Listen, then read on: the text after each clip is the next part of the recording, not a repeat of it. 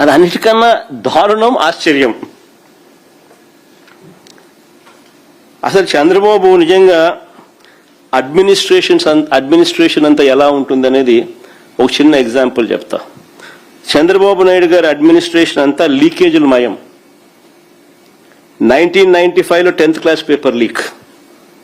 చంద్రబాబు నాయుడు గారి అడ్మినిస్ట్రేషన్ ఎలా ఉంటుంది అన్నది ఒకసారి చరిత్ర చెప్తా, ఒకసారి వినండి. 1995లో 10th క్లాస్ పేపర్ లీక్, 1996లో ఎంసెట్ ఇంజనీరింగ్ పేపర్ లీక్, 1997లో ఇంటర్మీడియట్ పేపర్స్ లీక్, 2017లో 10th సైన్స్ పేపర్ లీక్, 2019లో 10th పేపర్ లీక్, 2025లో బీఈడి పేపర్ లీక్.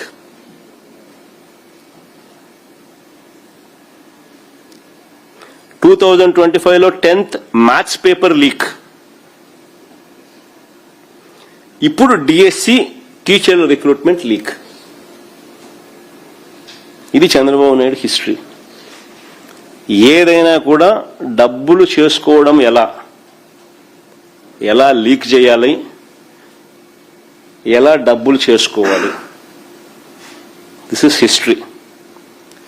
ఇవన్నీ కూడా ఏదైతే నేను అడిగానో, చూపించానో, ఇలాంటివన్నీ కూడా ఎత్తి చూపితే చంద్రబాబు నాయుడు గారికి మాత్రం నరాలు తెగిపోయేంత బీపీ, బ్లడ్ ప్రెషర్ ఎంత ఎక్కువ వస్తుందనంటే ఒక్కోసారి నాకే భయం వేస్తుంది, నేను పోతాడేమో అని చెప్పి. ఎప్పుడైనా పొరపాటున నిద్రపోయేటప్పుడు ఎవడన్నా అట్లా తలుపు అట్ట కొట్టి మావిగన్ అని చెప్పి ఎవడో అన్నాడు అనుకో, టక్కా అని చెప్పి మనిషి ఏమవుతాడో ఏమో అని చెప్పి ఒక్కోసారి భయం వేస్తుంది. నరాలు తెగిపోయేంత బీపీ. అందుకే ప్రశ్నించిన ఏ ఒక్కరిని కేసులు, అరెస్టులు, ఎవరైనా మీరు ప్రశ్నించండి, ఎక్కడైనా కానీ ప్రశ్నిస్తే చాలు కేసులు, అరెస్టులు, భయపెట్టడం. ఇది రొటీన్ చంద్రబాబు నాయుడు గారి పాలనలో. ఇవన్నీ కూడా మనం చూస్తా ఉన్నాం.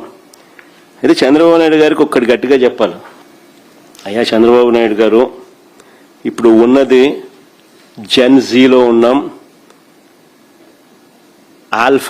జెన్ ఆల్ఫా కూడా వచ్చేసింది. నువ్వు గన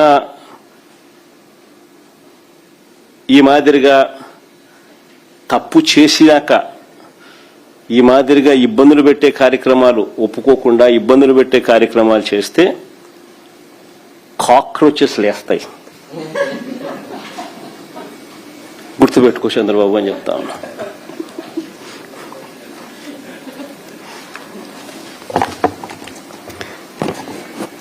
ఆంధ్ర రాష్ట్రంలో మేము కూడా కాక్రోచ్ అనుకో.